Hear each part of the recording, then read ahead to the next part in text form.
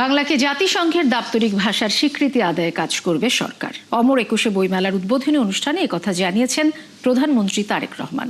শুধু সোহরাওয়ার্দী উদ্যানে সীমাবদ্ধ না রেখে এই বইমেলা সারা দেশে ছড়িয়ে দেওয়ার আহ্বানও জানান তিনি। বিশ্ব সাহিত্যের সঙ্গে পরিচিতি বাড়াতে আগামী বছরগুলোতে আন্তর্জাতিকভাবে এই মেলা আয়োজনের সুযোগ রয়েছে কি না তা ভাবারও পরামর্শ দিয়েছেন প্রধানমন্ত্রী। শফিকুল হকের প্রতিবেদনে বিস্তারিত। কিছুটা দেরিতে শুরু হলো এবারের বইমেলা। নির্বাচন সহ নানা কারণে পিছিয়েছে তারিখ। সামগ্রিক অবদানের স্বীকৃতি স্বরূপ বাংলা একাডেমি প্রাঙ্গণে মেলার উদ্বোধনী অনুষ্ঠানের শুরুতেই সাহিত্য পুরস্কার প্রাপ্তদের হাতে সম্মাননা তুলে দেন প্রধানমন্ত্রী তারেক রহমান। অমর একুশে বইমেলা 2026-এর পরে উদ্বোধনী বক্তব্যে গুরুত্ব দেন জ্ঞান চর্চা ও পাঠাভ্যাসের ওপর। বাংলাদেশে এই প্রথম বার্জার 1 কোটি মালসেন, 1 কোটে পারফেকশন।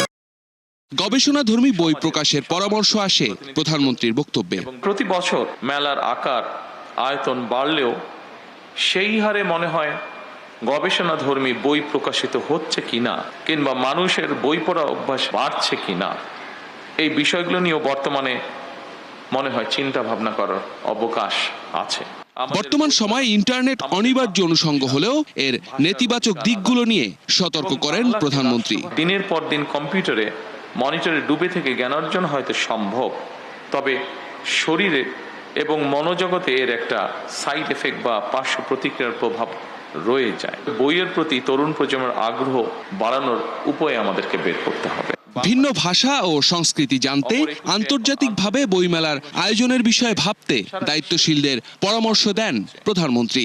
অমর একুশে আন্তর্জাতিক বইমেলা অনুষ্ঠিত হলে বিশ্ব সাহিত্যের সঙ্গে পরিচিত হওয়ার পাশাপাশি বহু ভাষা এবং সংস্কৃতি শেখা, জানা এবং বোঝার দিকে আমাদের নাগরিকদের আগ্রহী করে তুলতে ইতিবাচক ভূমিকা রাখবে বলে একজন রাজনৈতিক কর্মী হিসাবে আমি এটি বিশ্বাস করি বা মনে করি। সময়ের পরিপ্রেক্ষিতে আগামী বছরগুলোতে অমর একুশে বইমেলা অমর একুশে আন্তর্জাতিক বইমেলা হিসেবে আয়োজন করার সুযোগ রয়েছে কিনা সেটি আমি আপনাদের সকলকে ভেবে দেখার অনুরোধ জানাবো।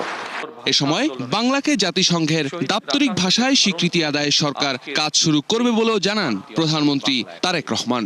আমাদেরকে জ্ঞানে, বিজ্ঞানে, প্রযুক্তিতে, মেধায় নিজেদেরকে সমৃদ্ধ হওয়া প্রয়োজন।